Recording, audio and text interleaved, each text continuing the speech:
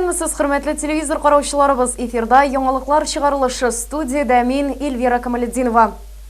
Көннәр язга авышып, басу кырларда эш башланырга озак вакыт калмады. Шушы җитди эш алдыннан хуҗалыкларда семинарлар үтә.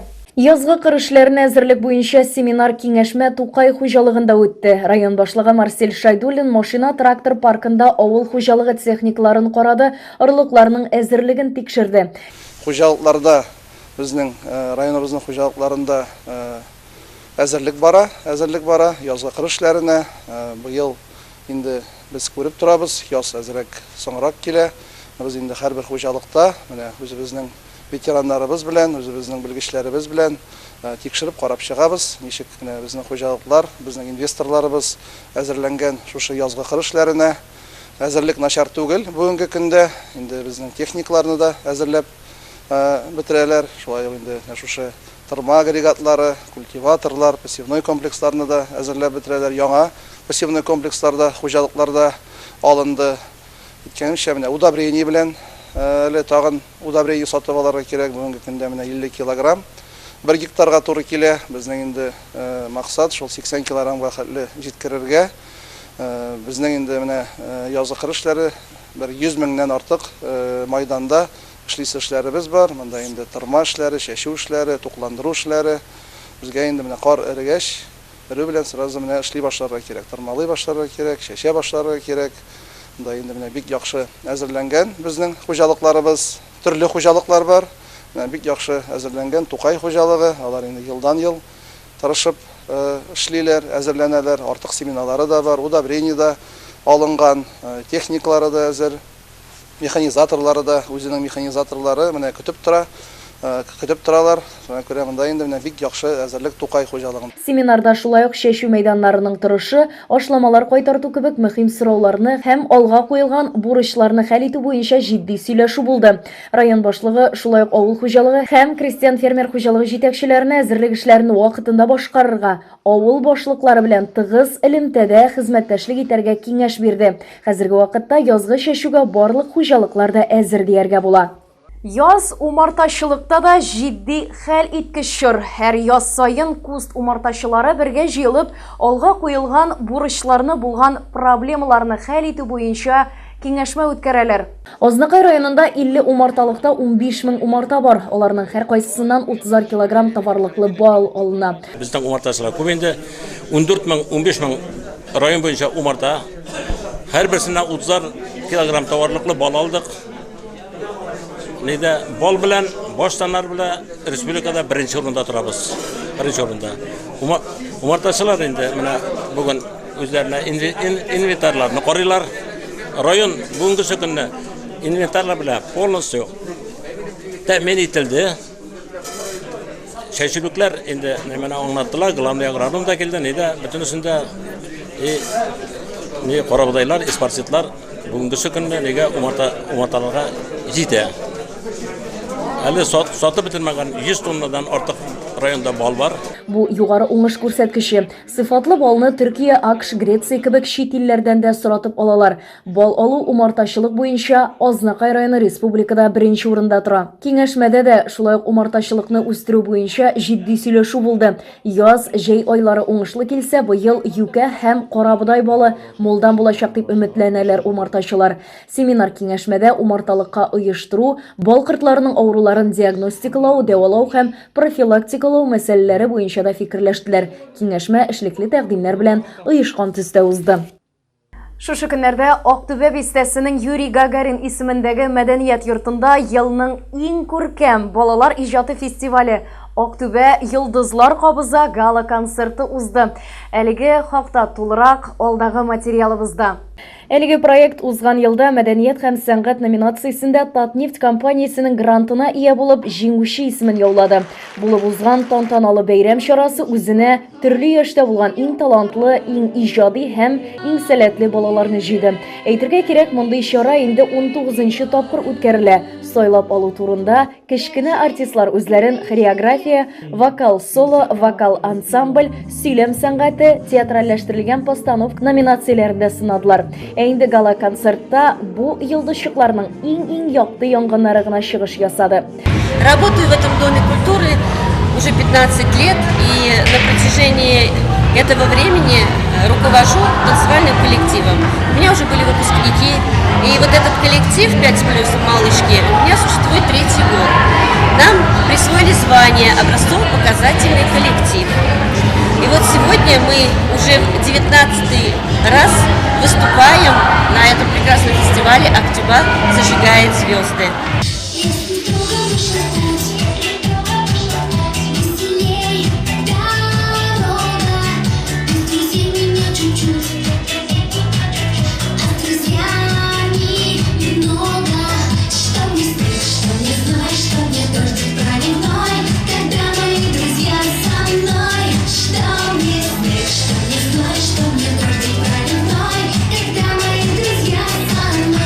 Чыгышларга килгәндә искиткеч осталык белән узды ул. Бу инде безнең үсеп килүче яшь буынның никадәр оста булуына ачыктан-ачык дәлил иде.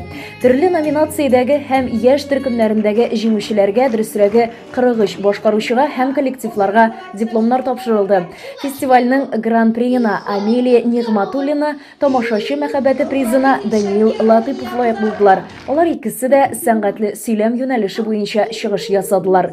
Балалар бу фестивальне ел сайын түземсезлек белән көтеп алалар һәм аңа ныклап әзерләнәләр. Бу әлбәттә балаларыбызның талантын, сәләтен үстерүдә Татнефтьнең зур ярдәме булып тора дип белдерде фестивальне оештыручы Нина Хвалиева. На нашем фестивале зажглись новые искорки, ярко сияли уже зажженные звездочки. В этом мы с вами уже убедились. И сегодня я хочу сказать огромное спасибо Наилю Ульфатовичу Маганову, генеральному директору компании «Татнефть». Также огромнейшее спасибо благотворительному фонду «Татнефть» в лице Мамина Рената Рауфовича.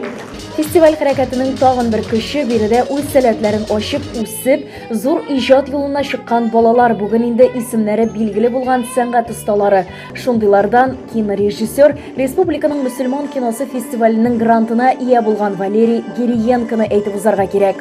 Тагын Рамиз Галиев эстрада җырчысы, хәзер ул Яршаллыда Татар дәүләт театрында эшли. Анастасия Алешина Самарада балаларга зәвыклы тәрбия бирү үзәгендә урнашкан традиция фольклор студиясын җитәкли. Гөлназ Шихапова Мәскәүдә Вишневский исемендәге опера җыры үзәген тәмамлый. Гүзәл Шаяхматова һәм Илина Вахитова төрле бәйгеләрдә җиңүгә ирешкән Әлмәт музыка көллияте студентлары. С самого детства, с 1 класса участвовала на этом конкурсе. Первый раз это был 2009, наверное, год. Я тогда взяла 3-е место. Но в следующем году, в 2011, получается, я уже взяла 1-е место. И именно здесь мой творческий путь начался. Учусь сейчас в Альметьевском музыкальном колледже имени Фарита Яруллина. Заканчиваю 4-й курс. Сейчас я заканчиваю музыкальный колледж. Осталось 3 месяца. Дальше я планирую на высшее. Думаю, если получится, в консерваторию. Бәйрәм рухы тудырган концерт ахырында Татнефть гранты программасының компанияның хәйрия фонды җитәкчесе Эльмира Газизова чыгыш ясап, конкурсантлар әйтеп бетергесез уңай энергия, матур хис кичерешләр бирде дип белдерде. Конечно же, этот праздник не состоялся бы без организаторов, без инициаторов такого грандиозного проекта. Бер тон белән узган бу матур бәйрәм чарасы балаларның да, өлкәннәрнең дә күңелендә якты йолдызлар балкытып, җылы тәэсирләр калдырып узды. Февраль айында ил буйлап әти-әниләр тарафыннан бердәм дәүләт имтиханын тапшыру көне бөтен Россия акциясе старт алган иде. Татарстанның барлык районнарында да әлеге акция кысаларында имтихан тапшыру бара. Азнакай районында әти-әниләр дә әлеге акциядә катнашып имтихан тапшырды.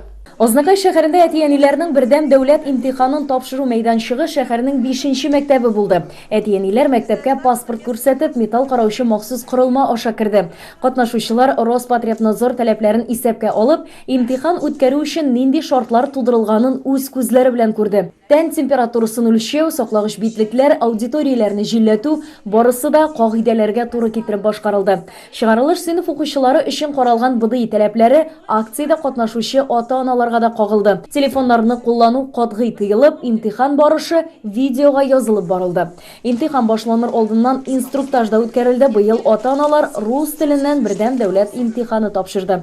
Башка ата-аналар белән бергә район башлыгы Марсель Шайдуллин, иҗтимагый совет рәисе Лилия Ахмадишина да имтихан бирде. Ата-аналарның БДИ тапшыру көне акциясе инде 5-нче ел рәттән үткәрелә. Чараның төп максаты ата-аналарны имтихан тапшыру процедурасы белән якыннан таныштыру. Әти-әниләр махсус төзелгән биремнәрне башкарырга тиеш иде. Биремнәргә килгәндә алар чыгарылыш сыйныф укучылары өчен дә, ата-аналар өчен дә бер үк катлаулыкта.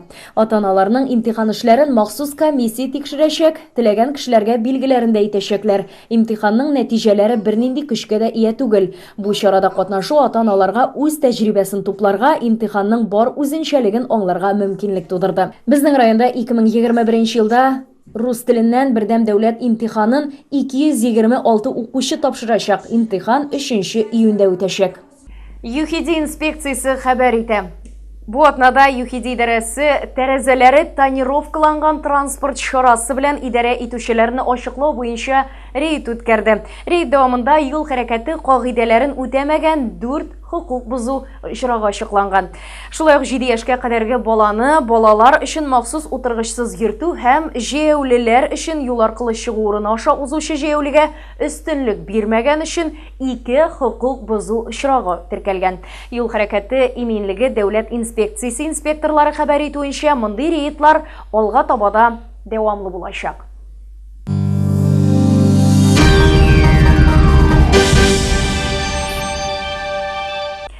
Гомум Россия профсоюз оешмасы елы кысаларында спорт, сәламәтлек, озын гомер проекты чаралары бара. Спорт сәламәтлекнең нигезе дип аталган спорт бәйрәме Азнакай районының Мәлбагыш мәктәбендә узды. Анда район башлыгы, педагог укытучылар, мәгариф хезмәткәрләре катнашып, төрле бәйгеләрдә көч сынадылар. Иң кызыклы ярышлар ераклыкка киез итек ату, кул көрәштерү, таяк тартышу, озынлыкка сикерү кебек уеннарга, шашкы шахмат, өстәл теннисы, мылтыктан ату кебек бәйгеләр өстәлде. Мәгариф хезмәткәрләре сынатмадылар, һәр ярышта көч сынашып призлы урыннарга чыктылар. Язгы каникул көннәрендә алар өчен мондый спорт бәйрәме менә дигән файдалы ял булды. Спорт темасын дәвам итеп, 24 март көнне Азнакайның шахмат клубында район башлыгы кубогына ачык команда беренчелеге үтте. Турнирда Татарстанның Әлмәт, Бөгелмә, Баулы, Минзәлә һәм Башкортстанның Октябрьск шәһәреннән килгән яшь шахматчылар көч сынашты. Ярышта район башлыгы Марсель Шайдуллин һәм Татарстан Республикасы шахмат федерациясе вице-президенты Николай Каратаевлар катнашып, шахмат уены столларына уңышлар теләде. Акыл һәм фикерләү таләп итә торган хәлиткеч уенда көрәш нык барды. Нәтиҗәдә кубокны Баулының җыелма командасы яулап, беренче урынны алды. Икенче урынга Октябрьск командасы, өченчегә шул ук Баулының укучылар йорты командасы чыкты. Азнакай шахматчыларына бу юлы җиңү бәхете елмаймады. Кыскача мәгълүмат, бүген район һәм шәһәр мәдәният сараенда мәдәният учреждениеләре, китапханәләр, музейлар хезмәткәрләре һәм сәнгать мәктәбе укучылары, укытучылары катнашында зур тантана булды. Мәдәният хезмәткәрләре көне уңаеннан матур бәйрәм чарасы узды. Биредә район җитәкчелеге дә шушы өлкәдә тырыш хезмәт куючыларны хөрмәтләде, котлады, аларга ихлас рәхмәт сүзләрен җиткерде. Сүз уңаеннан шунысын да әйтеп үтәргә кирәк, бүгенге көндә районда 51 авыл мәдәният йорты һәм авыл клубы, район һәм шәһәр мәдәният йорты, 33 китапханә, туган якны өйрәнү музее, Азнакай, Актүбә һәм Тымытыкта балалар сәнгать мәктәбе, халыкка кино, видео күрсәтү хезмәте эшчәнлек алып бара.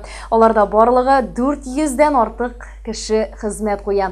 Әлеге бәйрәм тантанасыннан тулырак репортажны сез алдагы эфирларда карый алырсыз. Ә бүгенгә сезнең игътибарга әзерләнгән мәгълүматларыбыз тәмам. Ялларыгыз күңелле һәм файдалы үтсен дип без саубуллашабыз. Исән-имин булыгыз.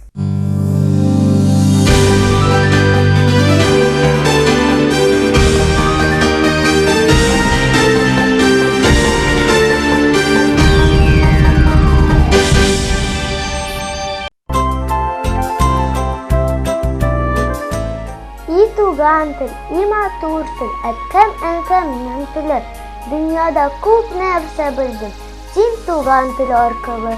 Иң элек бу тел белән әткәм хикәят сөйләде. Аннары төннәр буе әткәм хикәят сөйләде. И туган тел, һәр вакытта ярдәмем белән синең. Кечкенәдән аңлашылган, шатлыгым, кайгым минем.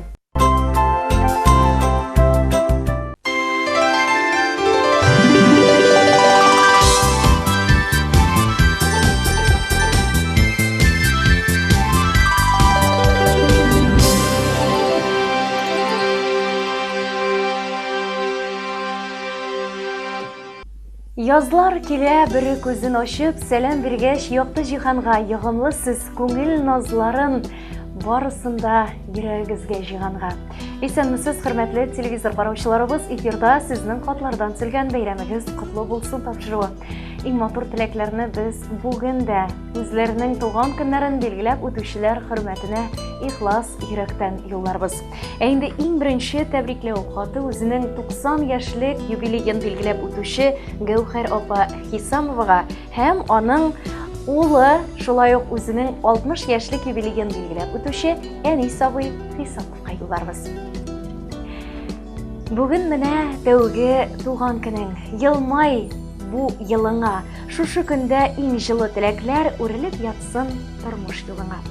Сокланырлык гомер юлы, сәйләннәрдә төзелгән гомер мизгелләре, әнә шул сәйләннәрнең һәрберсе дә күңелгә якын, һәрберсе дә тормышта үз урынын алган кадерле сәйләннәр, гомер сәйләннәре шул. Матур тормыш юлы белән үрнәк булып, бүгенге көндә дә һәркемне сокландырып, гомер кичерүче иң газиз кешебезгә күңел турындагы ихлас теләкләрне яңгыратабыз. Күңеле далалардай иркен, һәркемгә игелек өләшүче, барчабызның да хөрмәтлесе һәм иң кадерлесе булган Хисамова Гәүһәр Сәлихян кызына иң изге теләкләрне яңгыратып күркәм 90 яшьлек юбилее белән котлыйбыз. Безнең кадерлебез Башкортстанның Бакалы районы Яңа Сосыкүл авылында 1931 елның 15 мартында дөньяга аваз сала. Бүгенге матур тормышларга куанып яшәүче кадерлебезнең бала чагы, яшьлек еллары авыр чорларга туры килә. Сугыш белән урланган бала чагын искә алганда, бүгендә күзләренә әле яшь тула. Әтисе бик иртә вафат булып, 5 яшендә ятим кала ул. Шулай да авырлыкларны җиңеп, һәр эшне җиренә җиткереп башкарып, матур тормыш юлы үтә.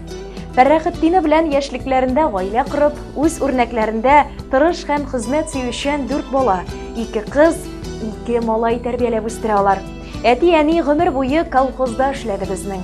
Хезмәт авыр дип бер дә зарланмадылар. Әти комбайнер булып, хөрмәт-ихтирам казанды. 2 уллары да әнә шулай хезмәт сөючән, тырыш булырга, тормышны алып барырга алардан үрнәк алып үсте. Әниебез кайнанасы белән дә, үз әнисе белән дә бергә яшәп, аларны тәрбияләп, соңгы юлга да озатты. Әниебез күркәм 90 яшьлек юбилеен бүгенге көндә Азнакай шәһәрендә кызы һәм кияве тәрбиясендә каршы ала. Җәйләрен туган авылында уздыра ул. Җир кешесен һәр чак җир тарташу. Хезмәт һәм тыл ветераны булган әниебез Гәүһәр Хисамова районның өлкән яшьтәге хөрмәтле кешесе дә. Сөеклебез, кылган игелекле гамәлләреңне Аллаһ Тәгалә үзе зурласын иде. Алдагы гомереңдә дә саулык, сәламәтлек, тән сихәтлеге, күңел тынычлыгы белән куанып кына яшәргә язсын үзеңә. Әле тагын бик күп еллар шушы җылы нурлы язларны бергәләп каршыларга, синең җылыңда назланып яшәргә насыйп итсен иде безгә. Газизебез, киләчәктә дә балаларың һәм оныкларыңнан игелек, шәфкать күреп, тормышка сөенеп, сау сәламәт булып, безнең өчен гел куанып, кайгы хәсрәтсез бәхетле көннәрдә озын гомер кичердибез. Безнең өчен җан атып торучы мәрхәмәтле кешебез син, без сине бик нык яратабыз. Зур рәхмәтләр яусын барсы өчен, без бәхетле тик син булганда, киңәшләрең кирәк авыр чакта, тормыш ямьле тик син барында. Язларның назларына уралып, ям өстенә ям булып туганыбыз Энебез Хисамов Әнис Фәрәхетдин улының да 21 мартта туган көне 60 яшьлек юбилейы. Бакал районы Саскүл авылында туа ул кичкенәдән үк 2 ир туганыбызда. Әтигә ярдәмче булып эшкә өйрәнеп үстеләр. Әнис армия сафларында хезмәт итеп кайткач, Азнакайда эшли башлап, бик күп мактауларга ия булып, медаль, кыйммәтле бүләкләр дә алды. Киленебез Дамира белән матур тормыш корып, 2 бала, 1 кыз, 1 малай үстерделәр. Бүгенге көндә аларның да инде үз тормышлары, куанычлары булган 3 оныклары да матур итеп, дөньяларын ямләп үсеп җитеп килә. Кадерлебез, олы җанлы, киң күңелле, ярдәмчел һәм бик тырыш, хезмәт сөючән булуың белән без чын мәгънәсендә горурланабыз. Шушы юбилейың көнендә барлык тәбрикләүләргә кушып, сиңа иң мөһиме ныклы сәламәтлек, шатлык, куанычлардан торган озын гомер юлы телибез. Бәхетле, матур тормышыбыз алга табада дәвам итсен иде. Күңел тынычлыгында яңадан яңа куанычлар белән килер көннәргә бергәләп, сөенеп кенә яшик. Туар таңнарның матурлыгын күреп, бергә-бергә балалар, оныклар игелегендә әле бик күп еллар туганлык җепләрен саклап, гөрләтеп яшик әле. 60 яшь тулды диеп уфтанма, күңелеңдә һәр вакыт яшьлек дәрте балкысын, күзләреңнән дә нурлар сүнмәсен, көч дәртеңдә һәр вакыт ташып торсын дигән теләктә калабыз. Гомер алда, яшик әле бергә, рәхәтләрен күреп бу дөньяның, олыгайганын күреп балаларның һәм дә хөрмәт итеп туганлыкның араларын. Тагын бер кат әниебезгә һәм энебезгә иң изге теләкләребезне юллыйбыз. Туган көннәрегез котлы булсын дибез. Ихлас теләкләр белән апасы Зинфира, җизнәсе Валериан, балалары абыйсы Сәйфетдин, җиңгәсе Нәҗибә, балалары Әнис, энебезнең балалары Айгөл, улы Динар, килене Эльвина, балалар һәм кода-кодагыйлар диелде. Әлеге матур тәбрикләү хатында. Матур котлау сүзләрендә яңгыраган барлык теләкләр дә чынга ашсын иде. Куанып яшәүләр язсын, алга табада иң матур котлаулар, иң җылы хисләрне күңелегезгә алып, сөенеп яшәүләр һәм әлбәттә инде килер көннәрнең һәр мизгеленнән тәм табып гомер кичерүләр язсын.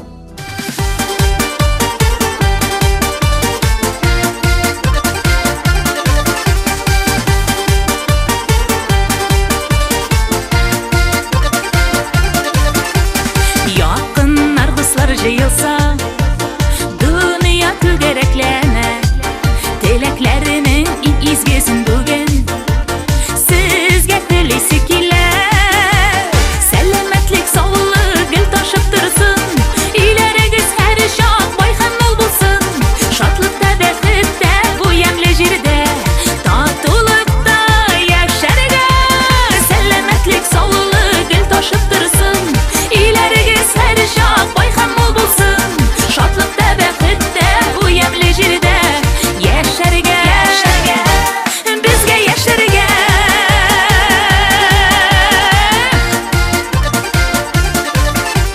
Turmuş dengizdey dulqınlı, aşkını bağa günler, dulqınlardır nide tügül bizge, şudan bulsun jilkenler, selametlik sağlık el taşıp dursun, ilerigiz her şak bayhan ol bulsun, şatlıkta behitte bu yemle jirde, tatulukta yaşarga, selametlik sağlık el taşıp dursun, ilerigiz her şak bayhan ol bulsun, şatlıkta behitte bu yemle jirde, yaşarga, bizge yaşarga.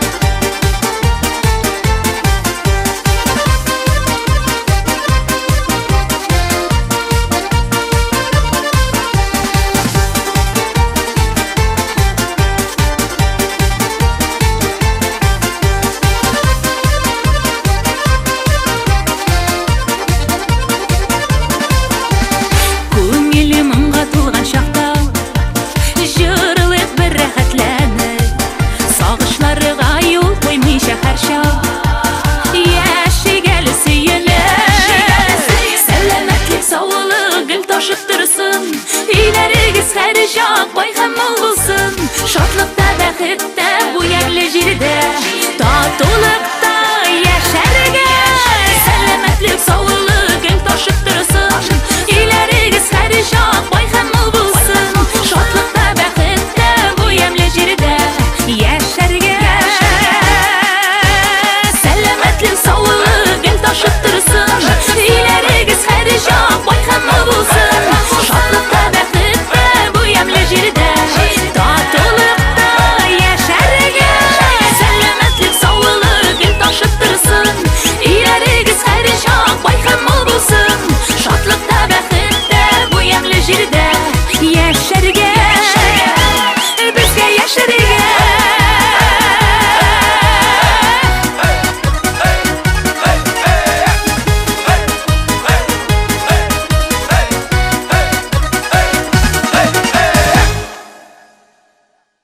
Алдагы тәбрикләүбез Таллы Бүләк авылында гомер кичерүче Ринат абый Хәссановка юлланыр. Хөрмәтле Ринат абый, сезне экраннар янына якынрак төшәбез. Әти бит ул ныклы нигез, әти дөнья терәге. Әти янәшәдә булганда һәр чак тыныч була бала йөрәге.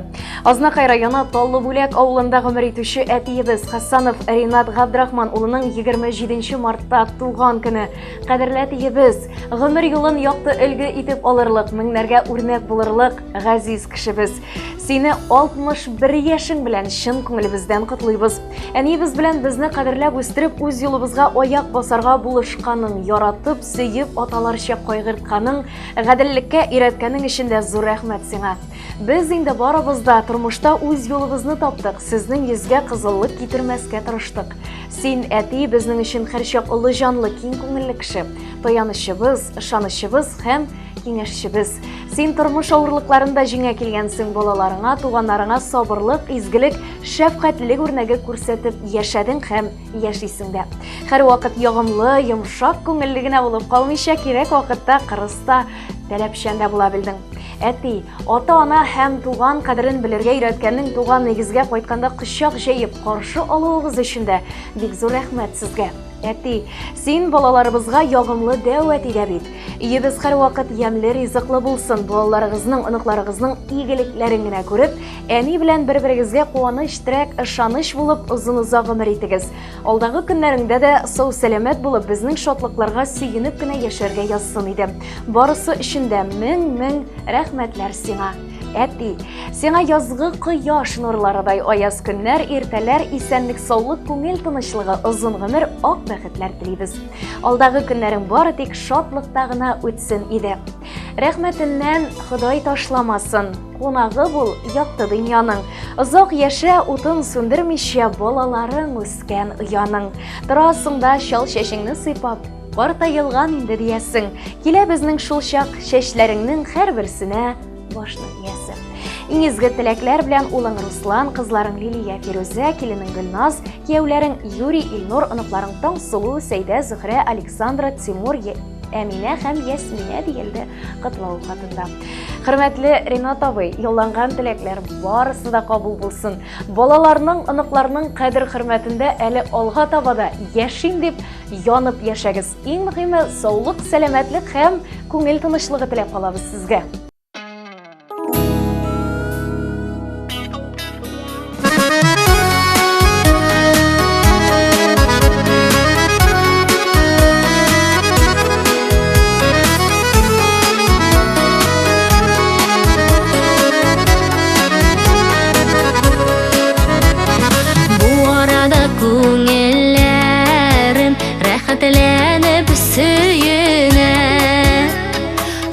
Якларга кайттым мин әтиемнең өенә. Әтиемнең капкалары гел шулай ачык торсын. Әле тагын озак еллар күршергә насыйп булсын. Әтиемнең капкалары гел шулай ачык торсын.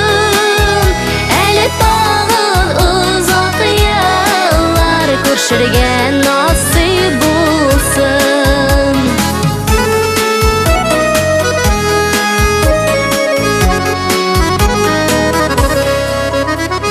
Сары бик матур төсләре, әтиәне хисләре, яшел төсле бизәкләре, тынычлык теләүләре. Әтиемнең капкалары гел шулай ачык торсын. Әле тагын озак еллар күршергә насыйп булсын. Әтиемнең капкалары гел шулай ачык торсын. Әле тагын озак еллар күршергә насыйп булсын.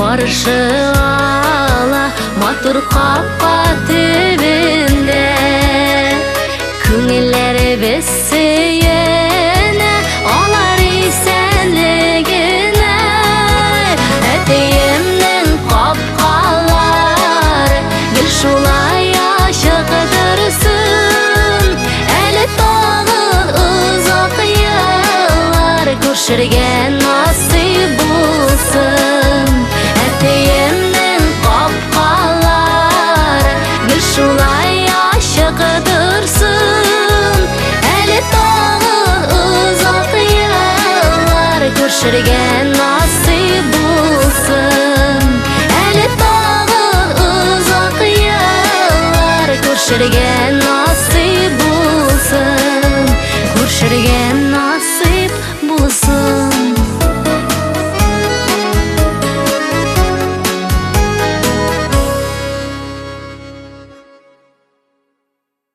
Хөрмәтле тамашачыларыбыз, шушының белән безнең бүгенге эфирыбыз ахырына да якынлашты. Матур бәйрәмнәрегез тагын бер кат котлы булсын дип, иң матур теләкләрне дә сезгә җиткерәбез. Бәйрәм көндә генә түгел, һәр көн саен матур җылы сүзләр ишетеп яшәгез. Язгы кояш нурлары да һәр барчагызга да ягымлы елмаюлар гына бүләк итсен. Сау булыгыз.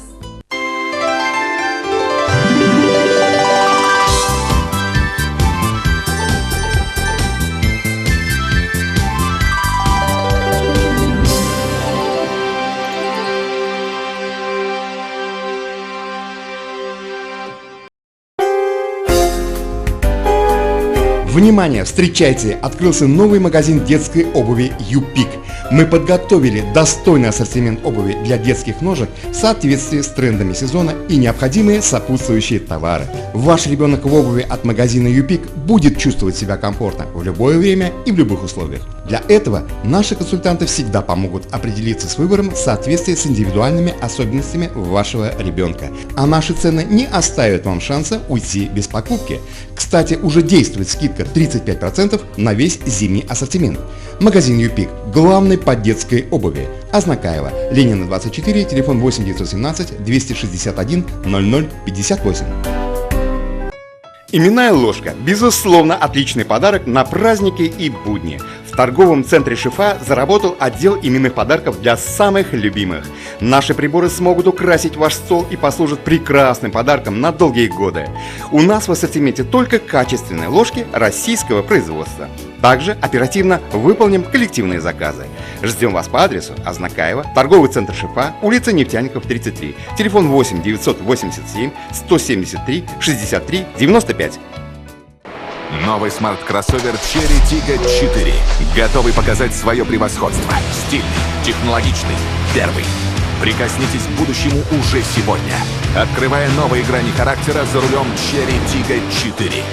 Запишитесь на тест-драйв у официального дилера «Диалог Авто» в городе Ознакаево. Шихудинова, 12Б, телефон 99 006. Любые ремонтно-отделочные работы в квартире, доме, офисе 24 часа в сутки. Телефон 8 939 392 67. Колор. Еще больше торговых площадей и, как следствие, больше строительно-ремонтных инструментов и расходных материалов к ним, электротехнических изделий и сварочных аппаратов, сухих смесей, цемента, фанеры, утеплителя. Компания «Колор». От и до в решении ваших строительно-отделочных вопросов. Наш телефон 7 70 80. Дорогие мамы и папы, вы находитесь в трепетном ожидании малыша или уже являетесь счастливым родителем? Малыш Плюс готов решить многие вопросы, связанные с этими приятными событиями.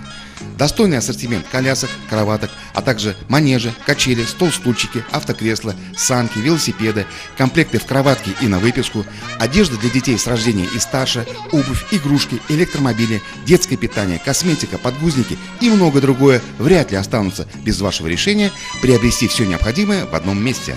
Малыш Плюс. Все от А до Я для вашего малыша. Ознакаево, Ленина 27, телефон 9 56 42. Ежедневные рейсы в Альметьевск от пассажирского агентства «Мандарин», генерального транспортного партнера ТНТ Азнакаева. Отправление из Азнакаева в 6, 6:30, 7, 8, 9, 10, 11, 13, 14, 15, 16, 17 и 18:00. Из Альметьевска в 7:30, 8, 9, 10, 11, 12, 13, 14, 15, 16, 17, 18, 19 и 19:30. Остановки: онкологическая больница, ТЦ «Панорама», ДКНРЧ, драмтеатр, главпочтамт, медсанчасть, Макдональдс, Огни, Тихоновка, Мактама. Развозим по городу и осуществляем курьерскую доставку. Магазин «Строймаркет» предлагает новую линейку товаров в своем ассортименте, а именно все необходимое для оборудования бани, банные печи, газовые горелки, дымоходы и комплектующие элементы к ним, а также деревянные изделия для отделки и оснащения внутреннего интерьера помещения бани. Традиционно мы сохраняем широкий ассортимент строительно-отделочных материалов, различных инструментов для ремонта, лакокрасочных изделий, грунтов, шпатлевок, расходных материалов для подвода воды и всего самого необходимого в хозяйстве и быту. Магазин «Строймаркет» – ваш надежный и выгодный партнер в строительстве и ремонте. Наш адрес: улица Гагарина, 2А, телефон 8 917 913 27 71.